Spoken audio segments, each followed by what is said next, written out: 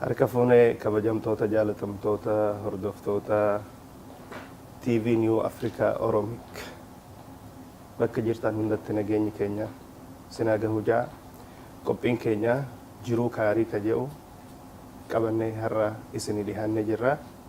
Keessummaan keenya obbo Sa'iid Junayd ogeessa seeraa akkuma san xinxalaa hiriiroo biyya walitti dhufeenya biyya duniyaa kana qabannee isinii dhiyaannee jirra. Keessummaa kabajamoo keenya baga nagaan nu dhuftani. Baga nagaan nu eedan. Hordoftoota kabajamtoota keenya har'a wanni irratti wal mari'annu akkaataa waldhabbii to'atuu hin danda'amu. Waldhabbiin yoo argame waldiddaan yoo argame hawaasa keessatti biyya tokko keessatti yookaan biyya lamman jettutti yoo argamu ta'e akkamitti waldhabbii kana to'atuu dandeenya waan jedhu kana irraa keessummaa keenya waliin isinii ibsuudhaaf dhufne. Hordoffii gaarii nu waliin taha isiniin ja'a. Anis sagantaa kan isinii qopheesse Abdurrahmaan Ahmadii kallattiidhaan amma keessummaa keenyatti sin dabarsina. Obbo Sa'iid baga nagaan nu dhuftani isiniin ja'a. Ammalleeni waldhabbiin yeroo argamu kana rakkoon kuni babal'atee waldhabbiin kun babal'atee jibbaan babal'atee gaafa wanni kun argamu wanni barbaachisu waan kana akkamitti to'anna jechaadha. Wanni akkanaa kuni biyya hedduu keessatti ni argama. Yoo laalilleen biyya keenya keessatti illee ni argama. Waldhabbiin ni jira.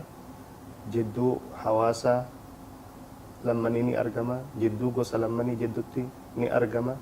Jidduu naannoo lammanitti argamuun ni mala. Waan kana akkamitti to'anna?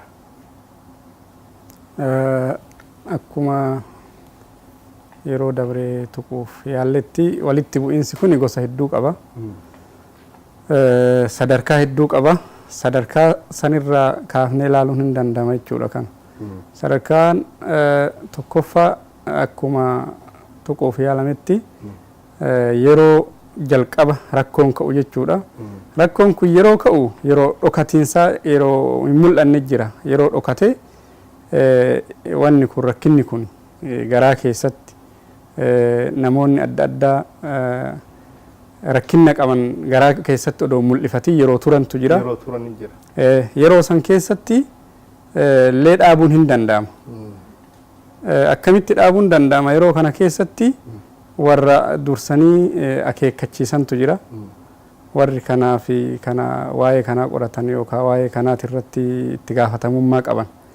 Waa'ee warra waldhabbii kana qorannoo godhanii dursanii akeekkachiisuu kan jedhamu jira. Rakkoon iddoo itti ka'uu edu sani hin beekan jarri dursanii. Gaafa rakkoon suni odoo rakkoon sun hin ka'in bakkuma inni jiru sanitti akka inni dhaamu taasisullee hin danda'ama jechuudha. Gaafa inni sanirra ol tarellee dhaabuun hima danda'ama. Gaafa darajaa biroo ga'ee wayita waraanaa ga'ellee dhaabuun hima danda'ama. Akka kanatti to'atuu hin danda'ama. Garuu karoorri ittiin to'atan maali? Karaan ittiin to'atan kun karaa ittiin odeeffannoo argatanii yoo wanni dhokataa ta'e yoo wanni mul'ataa ta'e immoo silaa gareen mormu sun yookaan garee tokko walitti bu'u suni innuu hin ibsata. Gaafa waldhabbiin kun sadarkaa guddarra ga'e jechuudha. Gaafa waldhabbiin kun ol hin mul'atin illee beekuun hin danda'ama. Walumaa galatti wanni akkaataan itti dhaabuu danda'an baay'eedha. San keessa mariidha tokko. Mariin fixuu hin danda'ama. Waan kana warra rakkoo qabu san yookaan immoo walitti bu'iinsaaf qophaa'e yookaan ka walitti bu'iinsa kana uume sani warrummaan gamaa gamana walitti bu'an sun lamaan mariidhaan fixatuu hin danda'u waan kana. Mariidhaan ofuma isaaniiti odoo namni biroo jidduu isaanii hin galin mari'atanii fixuun hin danda'ama jechuudha.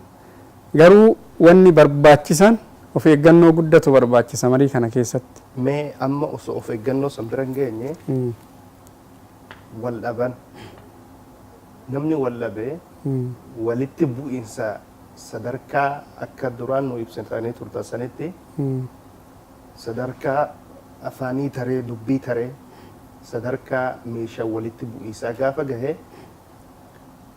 ummanni kuni akkamitti yeroo san keessatti isaan osoo jidduu lamman namni tokko hin seeniin hiikkatuu danda'a.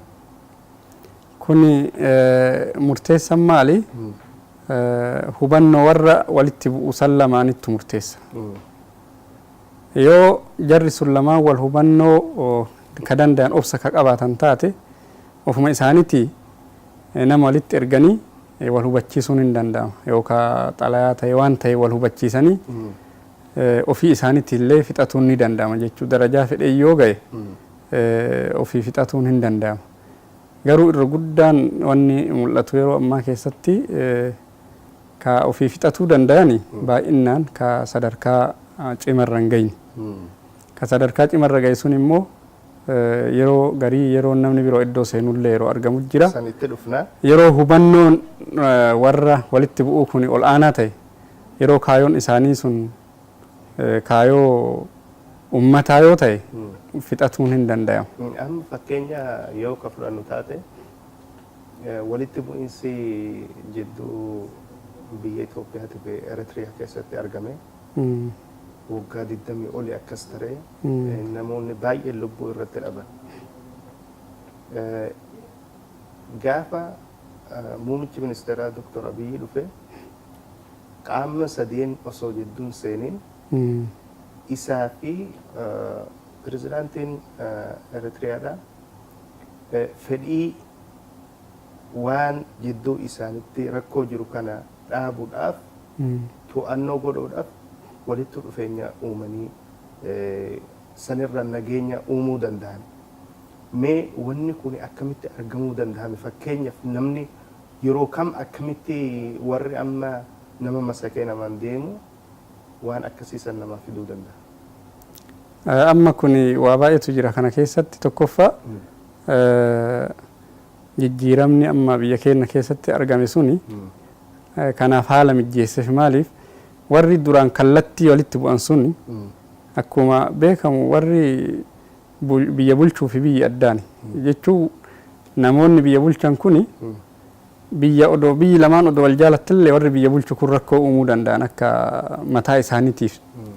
Biyyi akka ummataatitti ummanni akka ummataatitti wal fedha qabaatuun mala. Warra kallattii walitti bu'an sun amma hin jiru akka biyya keenyatitti. Kallattii warri walitti bu'an sun waan hin jirreef amma bulchiinsi haarofni dhufe kun immoo fedha nagayaa akka qabu guyyaama awwala Dr. Abiyyi fakkeenyaaf guyyaama awwala aangoo fudhatu sanirra biyyoota ollaa hunda wajjiinuu nagaa buusuuf akka fedha qabu ibsa godhe jechuudha. Dubbiin kun qilleensa irratti waan ta'eef eenyummaanuu biyyoonni hundi isaaniituu hin dhaga'a waan ta'eef biyyoonni akka biyya akka Eertiriyaallee walitti bu'iinsa kana warri gama Itoophiyaatiin hiikuudhaaf fedhiin akka jiru hubatanii jiran jechuudha. Hubatanii jiran. Kanaafuu nama harka nagaa namatti bal'isee jedhe eenyummaanuu hin didu. Yeroo birollee kanumaan durallee nagaa fedhuun hin mala garuu odoo an nagaa kanaaf barbaade qaamni kun tole nan jedhu jechaan sodaan akkasii waan jiruuf amma bulchiinsi haarofni dhufee jennaan bulchiinsi haarofni dhufee jennaan nu biyya hunda wajjiinuu nagaa goonaa ka jedhu Eertiraalleen maqameessillee dhayanii boodarree jechuudha biyyootallee yeroo laakkayan. Kana booda jarrillee akka fedha qaban isaanillee ibsanii kana booda namoota biyya sirraa gara biyya keenyatti erganii waliin mari'atan jechuudha. Kana maaltu gargaare? Tokkoffaa nagaa argamsiisuuf nagaa buusuudhaaf fedhiin guddaan jiraatudha jechuudha gama Itoophiyaatiin. Fedhiin guddaan jiraatudha. Jijjiirama jiru kanaa waliin fedhiin guddaan jiraatu kanaa waliin warra garee kaanillee warra gama kaanii warra Eertiraallee jechuudha. Fedhiin dhugaa irratti hundaa'e nagaa buusuuf yookaan nagaa argamsiisuuf ka asirraa ka'e kuni jara biratti illee fudhatama argate jechuudha.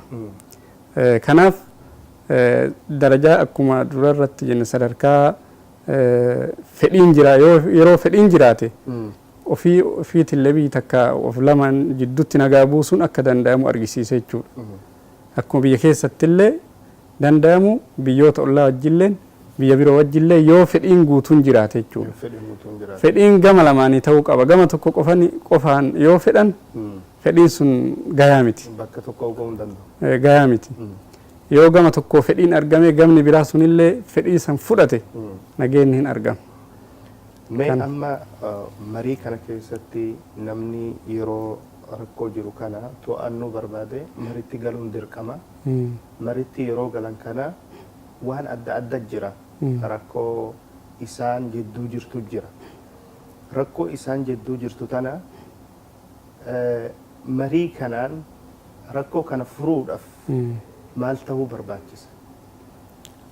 Yeroo ammaa fakkeenyaaf nagaa argamsiisuuf walitti bu'iinsa jiru san tooyatuudhaaf yeroo ka'an akkuma durattu mariitu barbaachisa. Marii kana keessatti immoo maaltu barbaachisa? Kaayoo waan irratti wal dhaban san sirritti murteessuun maal fa'a waan irratti wal dhabaa jiru? Eenyu fa'a ka irratti wal dhabaa jiru? Odoo biyyi birallee keessa jiraatte biyya sanillee warra bootaa sanirraa bu'aa qabu iddoo sanirraa bu'aa qabuu fi waan irratti wal dhaban san ifaan ifatti murteessuun barbaachisaadha yookaan rakkisaadha. Tokko lama sadii waan irratti wal dhabame tokko lama sadii kana jedhanii sirritti addaan baasanii murteessuun barbaachisaadha. Yeroo nagaa buusuuf yookaan immoo rakkoo jiru akka biyya keessatti illee haa ta'u amma waa'ee Eertiraa fi Itoophiyaatiif ala baane malee yeroo baay'ee biyya keessallee jira. Wanni irratti wal dhabamu sun ifaan ifatti tuqamuu qaba. Ammallee waan tokko nama godhu waan wal nama dhabsiisurra waan tokko nama godhu irratti hundaa'utu barbaachisa jechuudha. Fakkeenyaaf waan namni hundi isaatu itti hajamu jira. Isarratti waan namni hundi itti hajamu san irratti hundaa'uudha. Waan namni tokko lama itti hajamurra jechuudha. Rakkoon amma yeroo ka'u waa baay'ee himata namni waan akkanaa nuun goonee jedhan waan akkasii nuun goonee jedhan kana waa baay'ee himatanii wanna baay'ee himatan kana keessa ka gama lamaanuu sirritti ilaalu gama tokko qofa odoo hin ta'in jarri gama gamanni lachuu yoo nagaa ka barbaadu taate waan gama lamaa walitti qabu irratti haasa'uu qaban jechuudha. Tuunnin jalaa dhumti yoo wanna gugurdaa fakkeenyaaf biyyi nagaa ta'u fakkeenyaaf amma biyyi nagaa ta'u irratti wal dhaban haa jennu. Namoonni ummanni yookaan immoo gareen tokko mootummaan biyyi kun nagaan qabu naannoo akkanaatitti rakkoon ka'e naannoo akkanaatitti rakkoon ka'e jedhutu mala.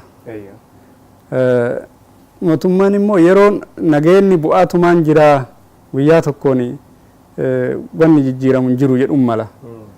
Kanaafuu amma rakkoo jiru san martuu amanee jira. Nageenni haa bu'uudha. Wanni namni barbaadu nageenni haa argamuudha miti. Nageenni haa argamu rakkoon hin jira jecha irratti walii galuun nageenni akka jeeqame kana nageenni akka dhabamee jeeqamsi argame kana irratti walii galuun dirqama. Yoo jihaa tokko laa rakkoon hin jiru yoo jedhan rakkoon maan hin jiru hin sobdanii malee rakkoo wayiitu hin jiru yoo jedhan rakkisaadha. Garuu rakkoon hin jira akkaataan inni itti hiikamu akkana ta'uu qaba jedhee gama kuunillee ibsatu gaafa kana gaafni kuunillee amanee rakkoo san walirraa fudhatuu danda'a jechuudha. Kanaaf waan irratti wal dhaban san sirritti gadi bu'anii murteessuun barbaachisaadha jechuudha. Wanni irratti wal dhaban kuni yookaan irratti wal didan kuni yoon warra rakkisaa ilaalcha adda addaa isaan ka'oofu tahe wanni kuni rakkoo kana yoo akka ilaalcha nama birootti hin furiniif gahee kiyya yookaan dhaabuma kiyyaa'u ni balleessa jee kan itti amanu yoo tahe bifni biroolleen yoo rakkoo kana bifa saniin ka furu tahe innilleen akka ilaalcha biyyattilleen rakkoo guddaa fiduu danda'a yoo jedhame rakkoo akkanaa kan akkamitti irra taruu danda'an. Rakkoo kana kan irra nama dabarsuu danda'u fedha siyaasaa guutuu qabaatudha namni. Odoo fedhaan ebalu inni karaa kiyyattaa karaa kiyyatu tayaa odoon taane waan biyya sanii nagaa mirkaneessuu danda'u waan biyya sanii nagaa fiduu danda'u irratti haasayanii wal amansiisudha. Osoo namummaa isaanii ilaalin sadarkaa isaanii osoo ilaalin dhaaba ofii sadarkaa ofii odoo laalle waan biyya kana nageen ittiin argamuu danda'u irratti wajjin haasa'udha. Marii jechuun namni hunduu yaada ofii bilisaan dhiyeeffatudha. Hundi isaanii asitti of bira kaayanii yaada kana irra taa'anii waliin mari'atudha. Yoo akkana goone rakkoo akkanaatu jira, yoo akkana goone rakkoo akkanaatu jira. Kanaaf rakkoo kana akkatti hiikuu qabna malee rakkoon isin jettan hin jira. Mul'ataadha rakkoon isin jettan arguu wallaalle waan akkanaatu jira yeroo jedhee namni gara nagaatitti deemuun hin danda'amu. Kana jechuun haga fedhe gamni tokko nagaa barbaadeef qaamni kun nagaa barbaade jechuun hin dandeenyu. Kuni wal dhaba. Biyyarraa gara biyyaatitti namarraayyuu gama namaatitti maatima tokko keessayyuu fedhiin namallee wal dhaba. Kaayoon isallee wal dhaba. Yoo kaayoon isaanii gara taate yookaan kaayoon gama kaanii namootuma bulchan kana irratti arguun fedhu. Sababa godhata malee rakkoo adda addaa sababa godhata malee inni ofii isaatii bootaa san bu'ee bulchuu barbaada yoo ta'e aangoo barbaada yeroo ta'e hin danda'amu.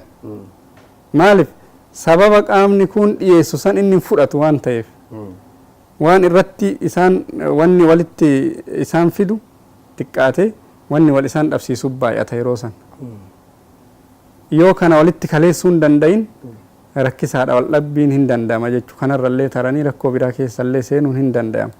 Garuu akka mariititti mariidha ka jennu rakkoo jiru san murteessanii irratti mari'atuudha. Ammas yeroo haasayan wal kabajuudha gamaa gamanaa jechuudha. Haasofni gamaa gamanaa marii irratti haasosuun haasaya kabajaa ta'uu barbaachisa. Nuti akkana goonee nu dhaabne akkana goonee akkana goonaa jechuu odoon taane ofitti hirkisanii waliin mari'annee akkana godhuu qabna biyya keenya akkana godhuu qabna dubbii kana akkanatti fixuu qabna jechuudha jedhanii haasa'uudha. Yoo qaamni tokko yeroo haasa'u yeroo marii sanitti irree ofii kan mul'isu taate yookaan olaantummaa isaa kan mul'isu yoo taate qaamni kun illee fudhatu kuni beekamaadha addunyaa hunda keessatti. Namni kamiyyuu haga fedhellee humni isaa haa ga'u haga fedhellee dandeettiin isaa haa ga'u eegaa takka maritti seenan akka nama sadarkaan isaanii waluma qixa ta'eetitti wanni isaan yaachisu tokko kaayoon isaanii tokko akkaatama itti hiikkatan irratti akkaataa bu'aan guddaan itti argamuu danda'u akkaataa nageenyi amansiisan irratti argamuu danda'u irratti wal dhabne malee nageenyi argamu irratti wal dhabbiin qabnuun kun yoo jiraate karaa kanaan marii kanaan nageenyi argamuun hin danda'ama jechuudha. Amma asirratti marii kana waan kana to'atuudhaaf mariitti yeroo seenanii jalqaba mariitti seenan namni hundinuu ulaagaalee kaa'ata. Gariin yoo wanni akkasii sun hin gahin yookaan hin jijjiiramiin mariin keenya dura hin deemtu jedhee jalqaba waan dubbaturra waan akkasii kaa'ata. Fakkeenya yoo ka fudhannu taate amma biyya keenya keessatti namni gariin mootummaa waliin yookaan warra hoogganu waliin jiraatuudhaaf seerri haa kabajamu jedhee waan akkasii dura aanee kaa'a. Warri gariin ammoo ofii keenya bu'aan keenya nuuf haa kabajamtu jedhee wanni akkanaa kun yoo ka argamu tahe hagam marii kana rakkoorra fiduu danda'a hagam ammoo marii kanalleen galmeen gahuu danda'a yookaan galmeen gahuu dadhabaa boqonnaan booda walitti deebina hordoftoota keenya nurraa fagaatinaadha boqonnaan booda walitti deebina.